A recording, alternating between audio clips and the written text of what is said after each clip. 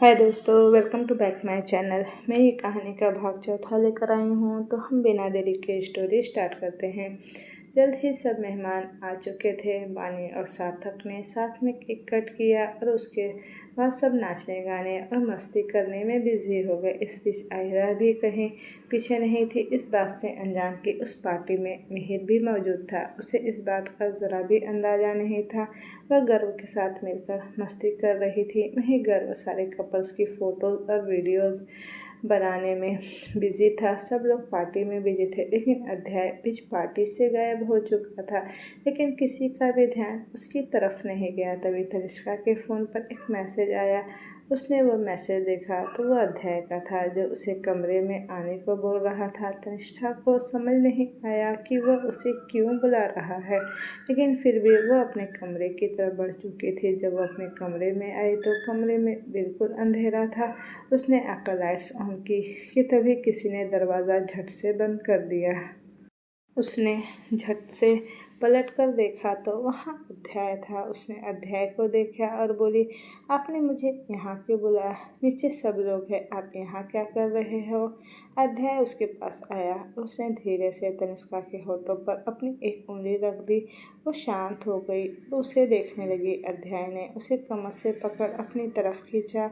वो उसके बेहद करीब थी। अगले ही पर वह उसके दीवार से टिका चुका था। तनिष्का हैरानी से एकटक बस उसे ही देखे जा रही थी कि तभी उसे अध्याय का एक हाथ अपनी ड्रेस की सीट से होते हुए अपने थाइस पर महसूस हुआ। वो उसकी छुअन से ही सिहर गई और जल्दी से अपनी आंखें बंद कर ली। अध्याय ने उसका पैर पकड़ ऊपर किया और दूसरे हाथ से उसकी कमर पकड़ उसे अपने पास खींचा और अगले ही पर उसके होठों पर अपने होठ रख दिए।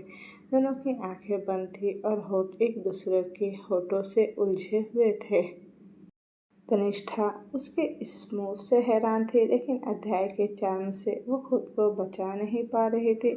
उसने अपनी बाहें अब तक अध्याय के गले में डाल दी थी और उसके किस का रिस्पॉन्स देने की पूरी कोशिश कर रही थी, जो देख अध्याय और ज़्यादा एक्साइटेड हो रहा था। अध्याय का एक हाथ जहाँ उसकी खुली थाई और पैर पर घूम रहा था, वहीं उसका दूसरा हाथ उसकी कमर को मजबूती से थामे था। तनिष्ठा का सिर्फ एक पैर जमीन पर टिका हुआ था।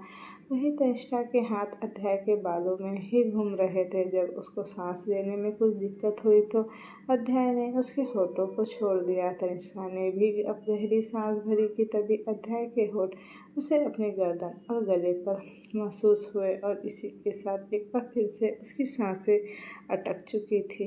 तनिष्का ने खुद को संभालते हुए कहा, आप क्या कर रहे हैं? छोड़िए मुझे, कोई आ जाएगा। नीचे सब लोग हैं, सिर्फ हम ही वहाँ से गायब है, कोई क्या ही सोचेगा।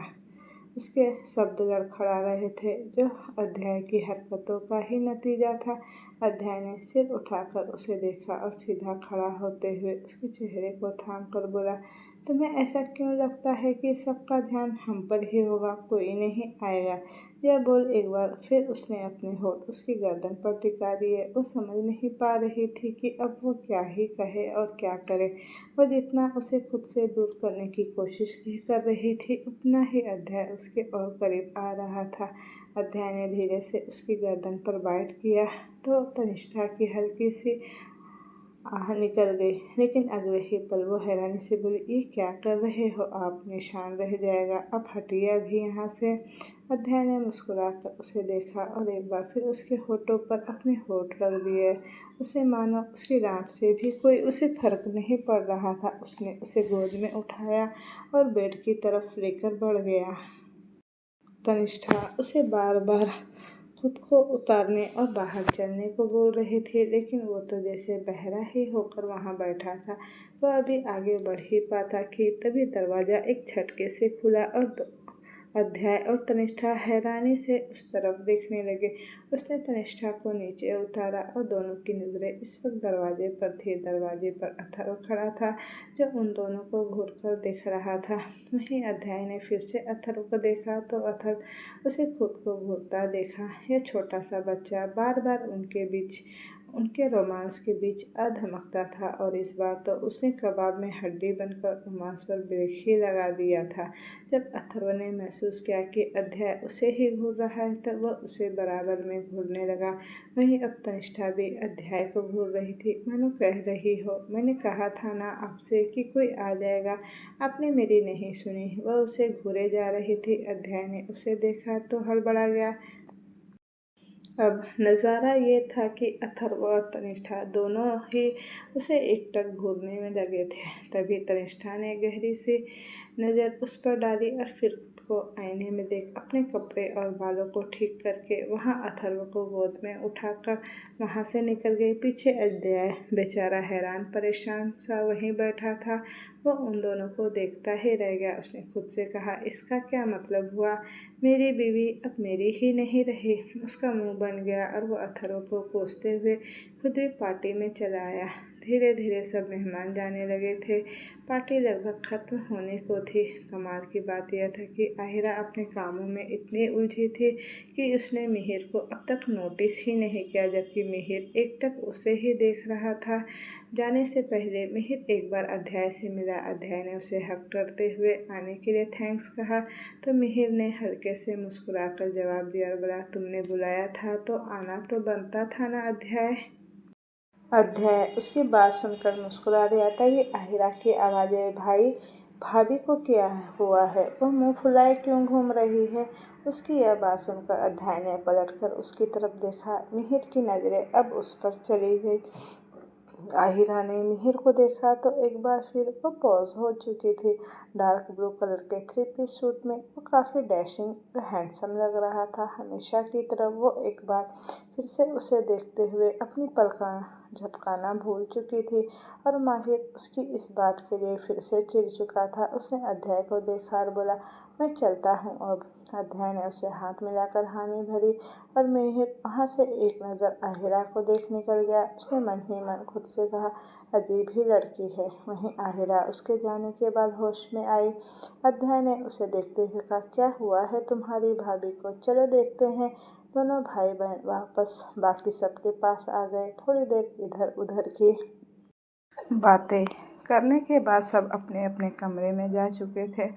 वैसे भी इतनी देर से जो मस्ती सबने की थी अब वह थकान का रूप ले चुकी थी। सब आराम से अपने अपने कमरों में सोने चले गए। गर्व अपने कमरे में आया और जल्दी से कपड़े बदलकर बेड पर आकर बैठा। तभी उसके कमरे में आहिर आए। उसने उसे देखा और जल्दी से उसके पास बैठते हुए, चल अब जल्दी से सारे फ़ोटोज़ और वीडियो सेंड कर दे। गर्व ने उसे देखा और बोला, ऐसे कैसे कर दूँ? बदले में मुझे क्या मिलेगा? मैंने सबको वीडियो रिकॉर्ड किया है, सबके फ़ोटोज़ लिए हैं, तो ऐसे में मुझे कुछ तो मिलना चाहिए ना। आहिरा ने मुंह बना लिया और बोली, अब क्या चाहिए तुझे? गर्व ने दांत दिखाते हुए बोला, वक्त आने पर बता दूंगा, चल अभी के लिए तो ऐश कर। यह बोल उसने सारे फ़ोटोज़ और वीडियोस उसे सेंड कर दिए। अब उन दोनों ने अपना इंस्टा ओपन किया और बड़े आराम से सारे फ़ोटोज़ और वीडियो एक एक करके पोस्ट करने लगे। काफ़ी दिनों के बाद घर में कुछ अच्छा और जश्न जैसा माहौल था, जहाँ सब खुश थे। गर्व में अध्याय और तनिष्ठा की वीडियो को अलग से एडिट किया और एक प्यारा सा सॉन्ग लगा के उसे शेयर कर दिया। अहिरा ने उसे देखा और बोली, ये कितने प्यारे लग रहे हैं ना साथ में। गर्व ने मुस्कुरा कर कहा, यह तो है, शायद भाई के साथ इतनी अच्छी तो वो प्रकृति भी नहीं लगती। अहिरा ने उसका नाम सुनकर मुंह बनाया और बोली, उसका नाम भी मत लेना मेरे सामने। जो उसने मेरे भाई के साथ किया उसके बाद तो वो मुझे पहले ही कम ही पसंद थी और अब तो नफ़रत सी हो गई है उससे। गर्व ने उसे देखा फिर बोला, ठीक है चल जा, अब जाकर सो जा और मुझे भी सोने दे। वैसे भी मैंने बहुत मेहनत का काम किया है। यह बोल उसने एक अंगड़ाई ली और बेड पर पसर गया। अहिरा उसे देख मुंह बनाते हुए वहाँ से निकल गई। अगली सुबह अध्याय उठा तो उसकी नज़रें तनिष्ठा पर ठहरी और कल पार्टी के बीच से उसे उसको बुलाना और अपनी नज़दीकियाँ याद आ रही थी। वो हल्के से मुस्कुरा दिया। उसने उसका माथा चूमा और सरगोशी से बोला, इतने बेकरार पहले तो न थे जितने अब होने लगे हैं। तुम्हें पाकर हमने जाना है कि हम खुद से भी बेगाने होने लगे हैं। वो मुस्कुराया और उठकर वॉशरूम में चला गया। वो जब तक नहा धोकर तैयार हुआ तब तक तनिष्ठा सो ही रही थी। उसने उसे देखा और मुस्कुरा दिया। उसका उसे जगाने का कोई इरादा भी नहीं था, इसलिए वह उसे बिना जगाए ही ऑफिस के लिए निकल गया। इधर अहिरा भी ऑफिस पहुंची। उसने जाकर मिहिर का उसका शेड्यूल बताया और फिर बोली, सर आज साइट विजिट के लिए जाना था। मिहिर ने उसे देखा और बड़े ही सामान्य ढंग से ओके कहा। थोड़ी देर बाद वह दोनों साइट विजिट के लिए निकल चुके थे और जल्द ही वहां पहुंच भी गए थे। यह अंडर कंस्ट्रक्शन एरिया था जहां मिहिर का काम, और यह एरिया शहर से कुछ बाहर की तरफ भी था। लेकिन आज आहिरा बहुत खुश नज़र आ रही थी। वजह थी मिहिर का साथ होना। अब जब वह साइट पर आई ही थी तो जाहिर था माहिर के साथ वह ज़्यादा से ज़्यादा वक्त बिता सकती थी। भले ही मिहिर उसे कोई रिस्पॉन्स ना दे, लेकिन वह इसी में खुश रहने वाली थी। सब चीज़ें ढंग से चेक करने के बाद मिहिर ने उस साइट को संभाल रहे अपने क्लाइंट को कुछ इंस्ट्रक्शन दिए और फिर आहिरा को देख बोला, और कुछ बाकी है यहाँ का। आहिरा ने जल्दी से जवाब दिया, वो कुछ सामान और आया है, उसकी क्वालिटी चेक करनी थी। एक्चुअली वर्कर का कहना है कि वो कुछ डिफेक्ट है और इसमें शायद किसी तरह की कोई कमी भी हो सकती है। मिहिर ने उसकी बात सुनी, फिर बोला, ठीक है चलो। वह दोनों उस तरफ बढ़ गए। मिहिर काम में बिजी था और आहिर उसे देखने में उसकी नज़र मिहिर के हाथ में बंधी घड़ी पर गई। फिर उसने खुद के दुपट्टे के किनारे को देखा और अचानक ही उसकी आंखों के सामने बॉलीवुड मूवी के वो सीन चलने लगे जिसमें हीरोइन का दुपट्टा हीरो की घड़ी से उलझता है। अब उसे कुछ भी ऐसी ही खुराफात करनी थी। उसने धीरे से अपना दुपट्टा मिहिर के हाथ में बंधी घड़ी के ऊपर गिराया, लेकिन वो फंसा नहीं। ये देख उसका मुंह बन गया। उसने एक बार फिर अपना दुपट्टा उसकी घड़ी में फंसाने की कोशिश की। तभी मिहिर ने उसे चिढ़कर देखा। ये लड़की आखिर करना क्या चाह रही थी, उसे समझ नहीं आ रहा था। आहिरा ने उसे देखा, फिर अजीब तरह से मुस्कुरा दी और फिर पलटकर दूसरी तरफ देखते हुए अपनी आंखें चढ़ाकर मन में बोली, ये बॉलीवुड वाले सब कुछ झूठ ही दिखाते हैं। दुपट्टा ऐसे कैसे फंसता है? मेरा तो ज़बरदस्ती फंसाने पर भी नहीं फंसा। यह बोल उसने मुंह बनाया। वह दोनों अब आगे बढ़ चुके थे, लेकिन आहिरा के दिमाग में अभी भी कुछ खुराफाती ही चल रही थी। उसकी नज़र वहाँ बिखरे पानी पर गई, लेकिन उसने यह ध्यान नहीं दिया कि एक तरफ वही पानी स्टोर करने के लिए एक बड़ी सी टैंक ज़मीन में बनाई गई थी। उसने वही पानी पर माहिर के सामने फिसलने का नाटक किया और उसे लगा कि मिहिर उसे बचाएगा, लेकिन मिहिर ने उसे पकड़ने की जहमत भी नहीं उठाई और वो सच में गिर पड़ी। और कमाल की बात यह हुई कि वह ज़मीन पर न गिरकर साइड में उस टैंक में जा गिरी और वो पूरी तरह से पानी में भीग गई। उसके कपड़े पूरे खराब हो चुके थे। मिहिर ने उसे एक बार फिर से फ्रस्ट्रेशन से देखा और बोला, ये लड़की जानबूझकर मुसीबत को अपने गले लगा लेती है। मिहिर ने उसे देखा और कुछ चिढ़कर भड़कते हुए बोला, दिमाग खराब है क्या तुम्हारा? देख कर नहीं चल सकती क्या तुम? यह बोल उसने अपना हाथ उसकी तरफ बढ़ाया। आहिरा ने उसका हाथ पकड़ा तो मिहिर ने उसे बाहर निकालने में हेल्प की।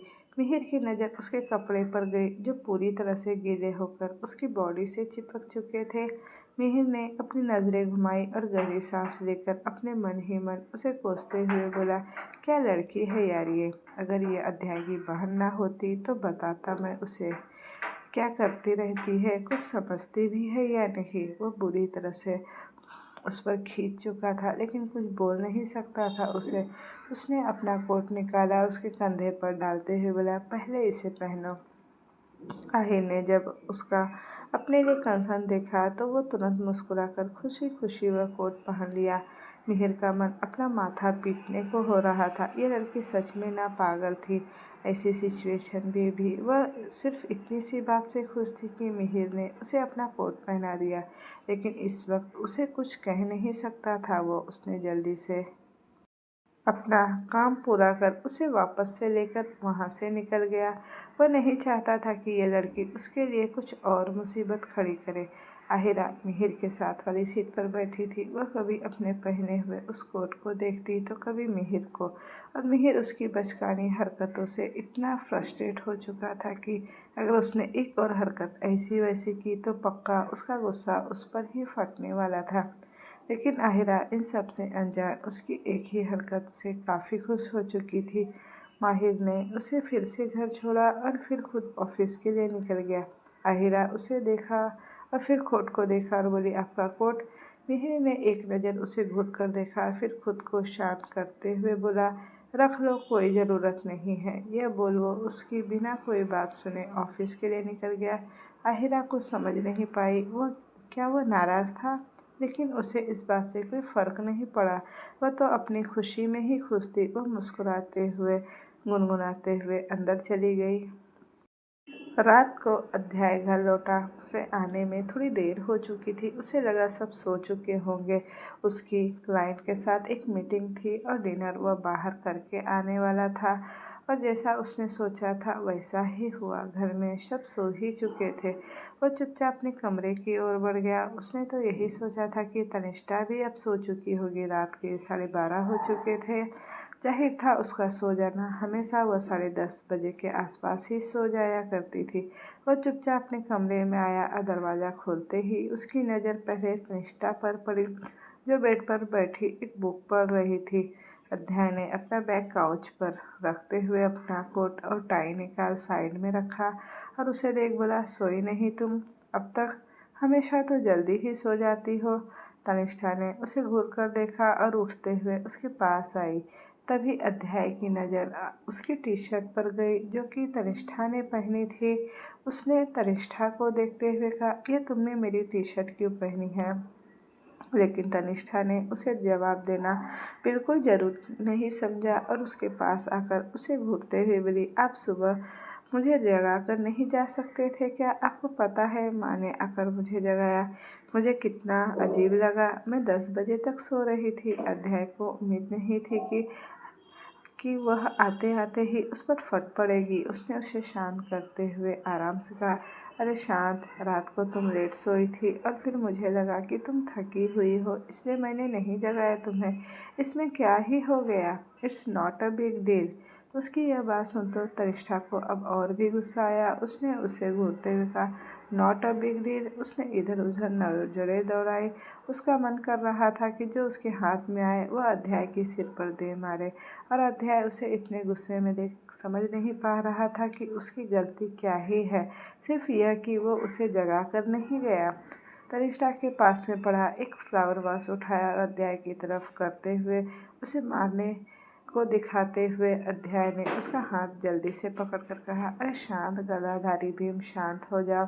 हो क्या गया है तुम्हें? उसने जल्दी से उसके हाथ से वो फ्लावर वॉश लिया और साइड के टेबल पर रखते हुए उसके माथे और गर्दन पर अपना हाथ रख चेक किया।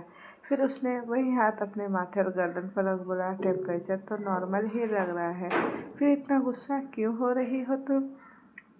तनिष्ठा ने खुद को उससे छुड़वाया और उसे धक्का देते हुए बोली, भाड़ में जाओ, आप बात मत करना मुझसे। यह बोल वो वापस से जाकर बेड पर मुंह फुलाकर बैठ गई। अध्याय बेचारा अभी भी कंफ्यूज में खड़ा उसे ही देख रहा था।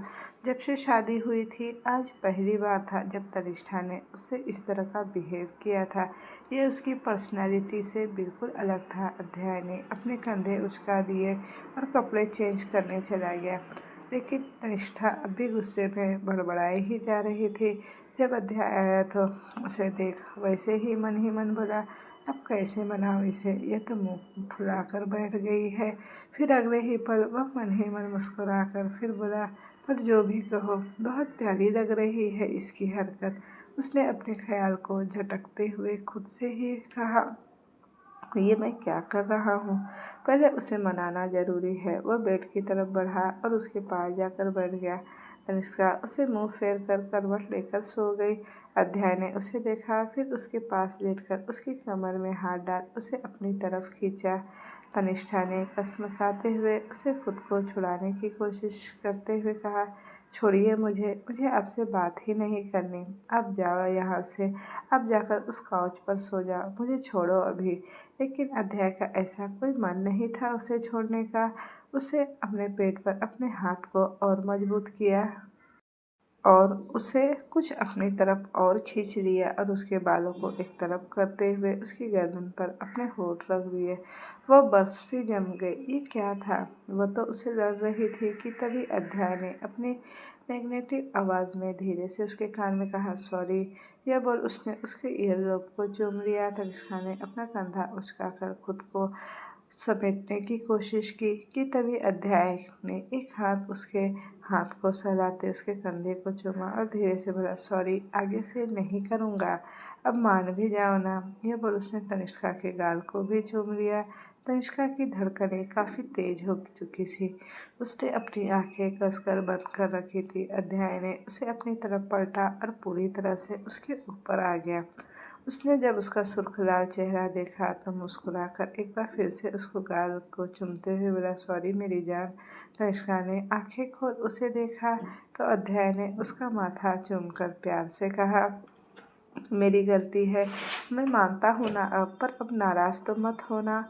तनिष्का ने अपनी बाहें उसके गले में डाल दी। न जाने क्या था ये आजकल, अध्याय के करीब होने पर वह खुद को रोक ही नहीं पाती थी। अध्याय ने मुस्कुराकर उसे देखा और उसके नाक को चूम लिया। वह हल्के से मुस्कुरा दी और अगले ही पल अध्याय के होठ उसके होठों से जुड़ चुके थे। दोनों की आंखें बंद किए एक दूसरे के प्यार में खोए हुए थे। अध्याय ने अगले ही पल उसके होठों को छोड़ा और अपने होठों को उसकी गर्दन पर रख दिया। तनिष्का अब सिहर चुकी थी। उसकी बॉडी के रिएक्शन अध्याय से छुपे हुए नहीं थे। तभी अध्याय ने धीरे से उसकी कॉलर बोन पर बाइट कर लिया और तनिष्का की हल्की सी आह निकल गई। लेकिन अध्याय के होठ लगातार उसकी गर्दन और कंधे पर हरकत कर रहे थे। उसके हाथों की उंगलियां तनिष्का की उंगलियों में फंसी हुई थी। अध्याय ने उसके एक हाथ को छोड़ा और वो अपना हाथ उसकी टी शर्ट के अंदर डालते हुए उसके पेट और कमर के ऊपर सहलाने लगा। तनिष्का की सांसें ही अटक गई। उसकी इस हरकत से उसकी बॉडी में एक अलग तरह की सेंसेशन हो रही थी। लेकिन अभी कुछ ही देर हुई थी और अध्याय इसके आगे बढ़ता कि उसने रियलाइज़ किया कि तनिष्का कोई भी हरकत नहीं कर रही। उसने जल्दी से सिर उठाकर उसकी तरफ देखा। वह सो चुकी थी, वो भी बड़े सुकून से। अध्याय ने हैरानी से उसे देखते हुए खुद से कहा, व्हाट इज़ दिस मैन? यह रोमांस के बीच में कौन सोता है? आह, ये लड़की भी ना। लेकिन अगले ही पल उसे तनिष्का की हरकत पर हंसी आ गई। कहाँ वह उससे प्यार करने की सोच रहा था और कहाँ वह उसके प्यार करने के तरीके से सो चुकी थी। अध्याय उसके ऊपर से साइड हुआ और उसने उसे अपने सीने से लगाते हुए प्यार से उसके सर को सहलाते हुए कहा, अजूबा हो तुम मेरी ज़िंदगी में। उसने प्यार से उसका माथा चूमा और उसे अपने आगोश में लेकर सो गया। इधर प्रकृति अपनी पार्टियों में बेहद खुश थी। वह आज एक बार फिर से पार्टी अपने रूम पर आई और उसने अपना इंस्टा स्क्रॉल करना शुरू किया। तभी उसे गर्व की पोस्ट दिखाई दी जिसमें बहुत सारी फ़ोटोज़ और कुछ वीडियोज़ भी थी। वो उन्हें देखने लगी। उसे तभी तनिष्का और अध्याय की डांस वाली वीडियो दिखी। उसने वो प्ले की और हैरानी से बोली, ये तनिष्का यहाँ क्या कर रही है? मुझे तो लगा था ये चली गई होगी, अब शादी ही नहीं हुई तो रुकने का क्या मतलब, लेकिन ये फिर भी यहीं है। उसने इंस्टा बंद करते हुए कहा, वॉटेवर, जो भी हो, लेकिन अध्याय के साथ ये क्यों है? उसके मन में तनिष्का को लेकर यही बातें चल रही थी। वह जानती थी कि तनिष्का किसी भी प्रैंक नहीं होती थी, हमेशा से वह अलग अलग ही रहती थी, इसलिए तो वह तो घर वालों से बोलने से भी हिचकिचाती थी। उसने कुछ सोचकर आयुष्मान को कॉल किया। इधर आयुष्मान का फ़ोन बजा तो उसने अपनी फ़ोन की तरफ ध्यान दिया। फ़ोन पर फ्लैश होते नाम को देखकर उसकी आंखों में गुस्सा उतर आया और उसने उस फ़ोन कॉल को पूरी तरह से अवॉइड कर दिया। प्रकृति ने उसे 4-5 बार फ़ोन किया लेकिन आयुष्मान ने एक भी फ़ोन कॉल रिसीव नहीं किया। उसका बिल्कुल मन नहीं था उससे बात करने का। उसकी वजह से उसने तनिष्का को रोते देखा था। वह वैसे भी किसी के साथ नहीं रही थी, लेकिन प्रकृति की वजह से उसके पिता ने तनिष्का से वह नाम का रिश्ता भी जोड़ लिया था, जो आयुष्मान को बिल्कुल अच्छा नहीं लगा। इसलिए आयुष्मान प्रकृति से बिल्कुल भी बात करना नहीं चाहता था। प्रकृति ने अपने फ़ोन को बेड पर पटकते हुए कहा, यह आयु का बच्चा फ़ोन क्यों नहीं उठा रहा मेरा? फिर उसने खुद से कहा, बाद में करूँगी, छोड़ो अभी। और उसने अभी बात न करना ही सही समझा। अगले दिन अध्याय उठा और उसकी नज़र अपनी बाहों में सोती सिमटी हुई अपनी प्यारी सी बीवी पर गई। वह उसे देख मुस्कुरा दिया। उसकी मुस्कान तब गहरी हुई जब रात की बात उसे एक बार फिर से याद आई और वह एक बार फिर से मन ही मन बोला, सीरियसली यार, कोई रोमांस के बीच भला कैसे सो सकता है। वह हल्के से हंसा और उसने प्यार से उसके माथे को चूमकर कहा, good morning my little angel. लेकिन तनिष्का एकदम गहरी नींद में थी। उसे जरा सा भी फर्क नहीं पड़ा। अध्याय ने टाइम देखा। अभी सुबह के 5 बजे थे। वह उठा और अपने डेली रूटीन में लग गया। उसने अपना पर्सनल जिम रूम रखा था जिसमें वो और गौरव अक्सर एक्सरसाइज किया करते थे। जब वह जिम से वापस आया तब भी तनिष्ठा सो ही रही थी। उसने टाइम देखा तो 6:30 होने को थे। उसने जाकर धीरे से उसको उठाते हुए कहा, तानी उठ भी जाओ, अब 6:30 होने को है। वह हल्के से कुनमुनाई और करवट लेकर वापस से सो गई। अध्याय ने गहरी सांस ली और बोला, ऐसे तो कह रही थी कि जगाते नहीं, और जब जगा रहा हूँ तो उठ ही नहीं रही। उसने एक बार फिर से उसे पुकारा और उसे हिलाते हुए बोला, तानी उठ भी जाओ। तनिष्ठा ने धीरे से अपनी आंखें खोली और झल्लाते हुए बोली, क्या है, ऐसे कोई उठाता है क्या? थोड़ा सा तो प्यार से उठाया करो ना। अध्याय ने हैरानी से उसे देखा और फिर बोला, हाँ, रात को प्यार कर रहा था तब देखा मैंने। उसकी बात सुनते ही तनिष्का ने अपनी आंखें बड़ी बड़ी करते हुए उसे देखा। उसकी नींद एक पल में हवा हो चुकी थी। वो उठकर बैठी तो अध्याय फिर बोला, प्यार से उठाऊं तुम्हें? मेरे प्यार करने से तो तुम सो गई थी, आई बड़ी प्यार से उठाओ।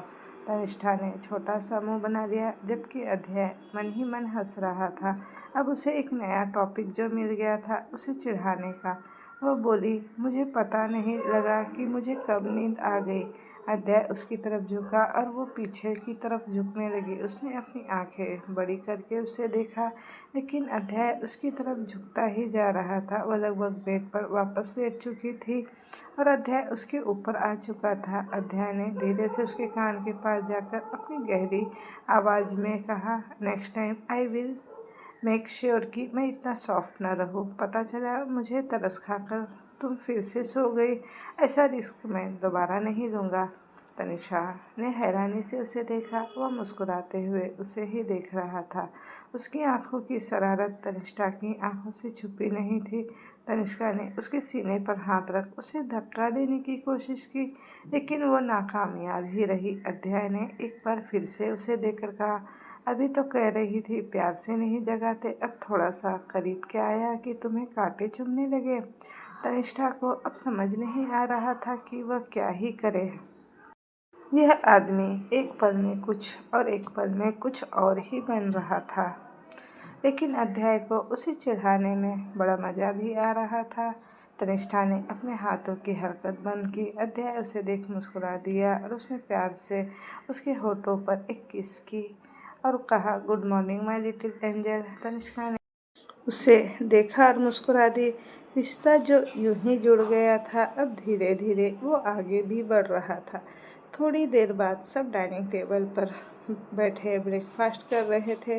अथर्व तो तनिष्ठा की गोद में बैठा उसी के हाथ से खाना खा रहा था जबकि अक्सर वो सार्थक के हाथ से ही खाता था। आहिरा ने उसे देखा और बोली, ये छोटू काफ़ी बदल गया है, पहले कभी तो ऐसे किसी की गोद में नहीं बैठता था।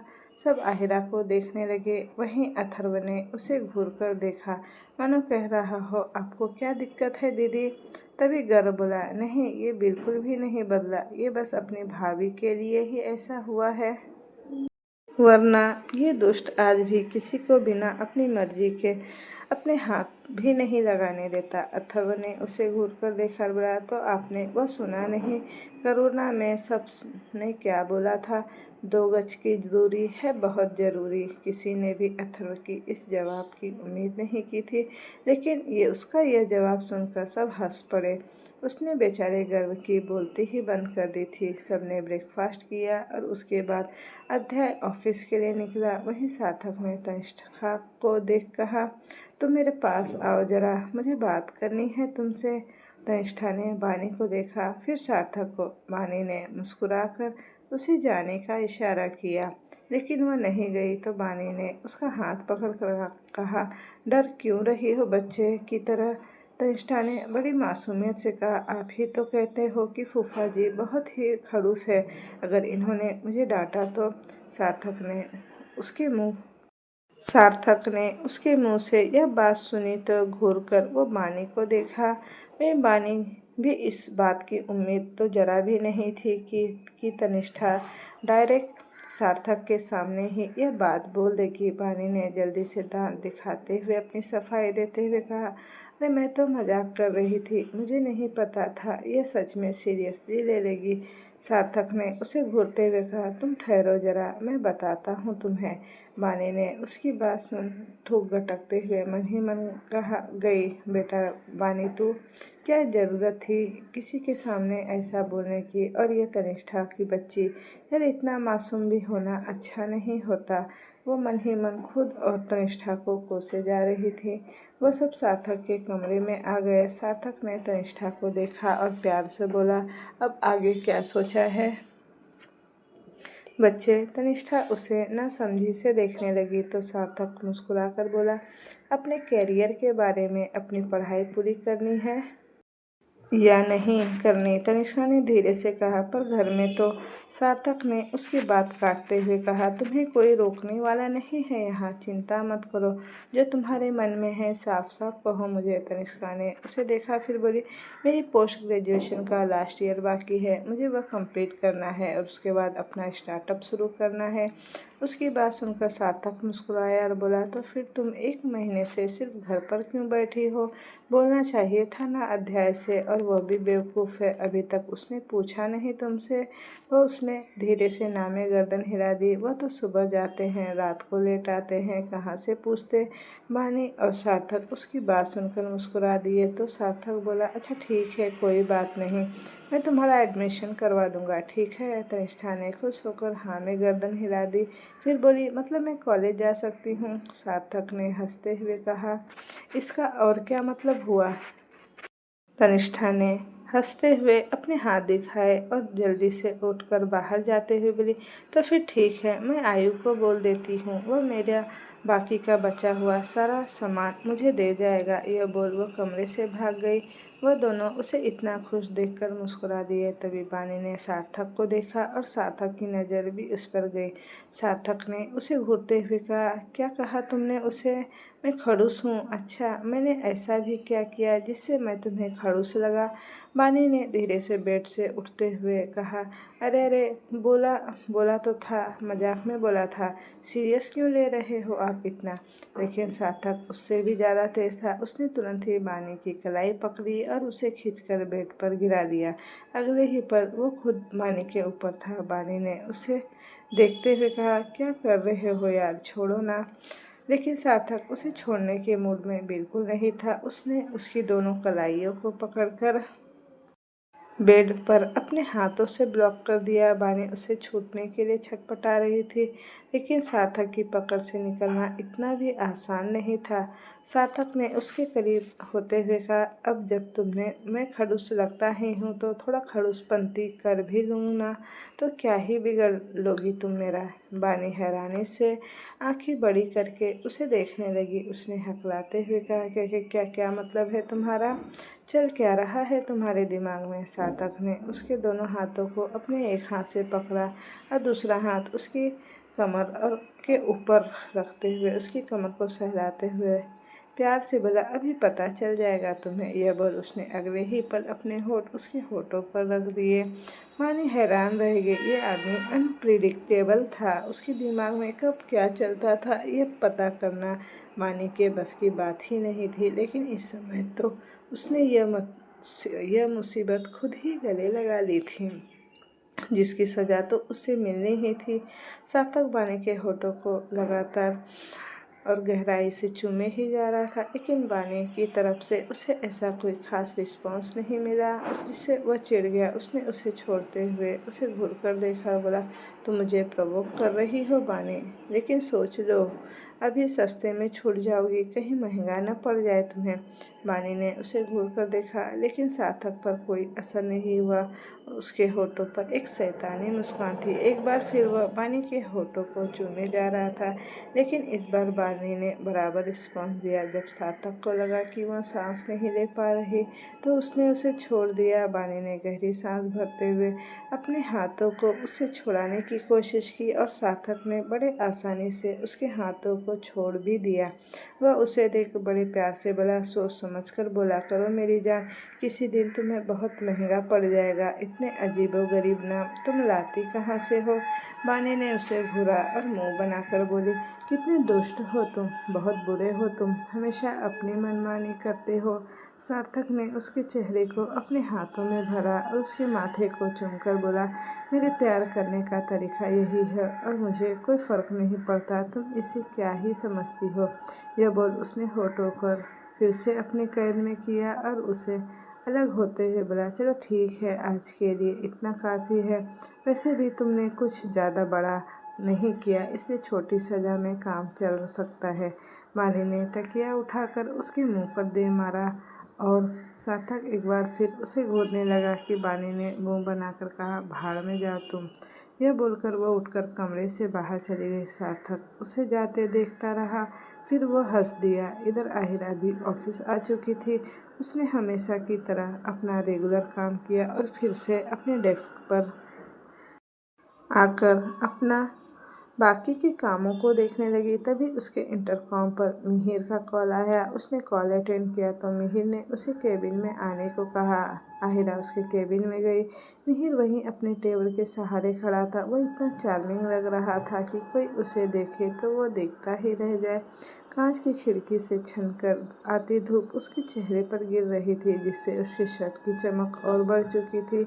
उसने अपने शर्ट की स्लीव को फोल्ड कर कोहनी तक कर रखा था, जिससे उसके हाथों की मसल्स साफ दिख रही थी।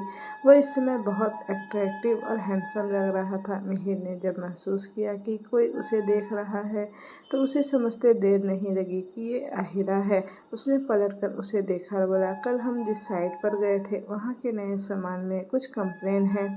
उसके कुछ सैंपल आए हैं और अभी मेरे पास, जिसका मैंने टेस्ट करवाया और जैसा कि वर्कर ने कहा था, उस सारे सामान में ही गड़बड़ है।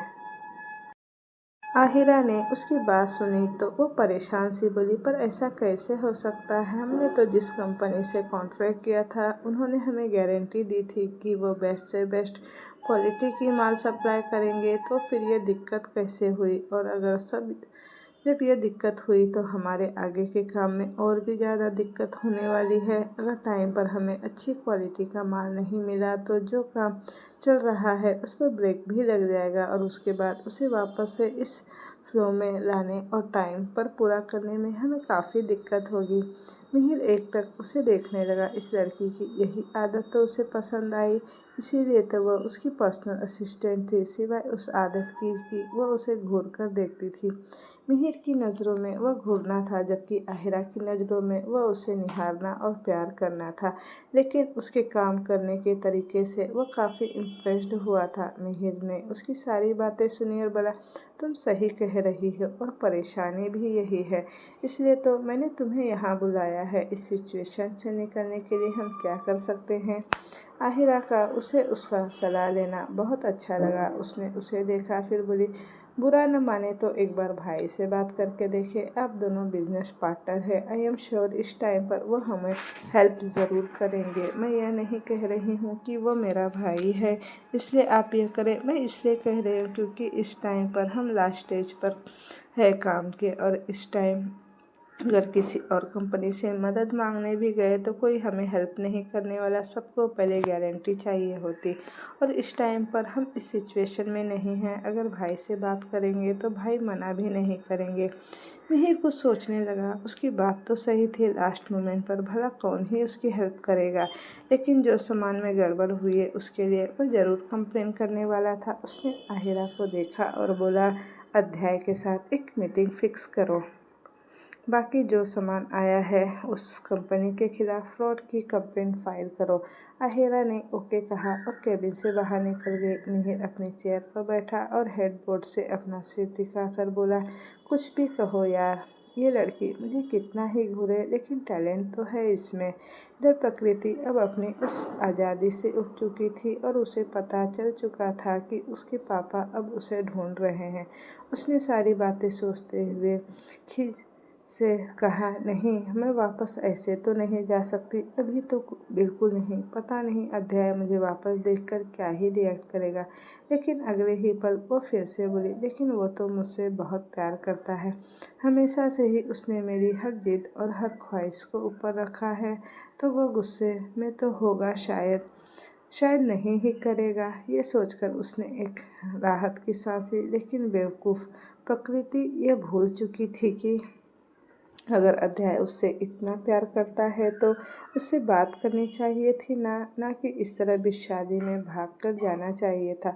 वो दोनों घरों की इज्जत दांव पर लगाकर भाग गए और अब वो उससे उम्मीद कर रही थी कि अध्याय उस पर गुस्सा न करे। खैर, वो फिर से शांत होकर अपने दोस्तों के साथ बिजी हो गए। इधर तनिष्ठा भी आज काफ़ी खुश थी। उसने आयुष्मान को फ़ोन कर अपना स्टडी का सामान सारा जो उसके घर पर छूटा था वो सारा सामान मंगवा लिया जो वो अपने साथ लेकर आई थी। लेकिन उसे नहीं पता था कि आयुष्मान के साथ साथ एक और सरप्राइज़ उसे मिलने वाला था। शाम को आयुष्मान राणा मैंशन पहुंचा। तनिष्ठा उस समय वहां नहीं दिखी। वह तो अथर्व के साथ अपने कमरे में बिजी थी।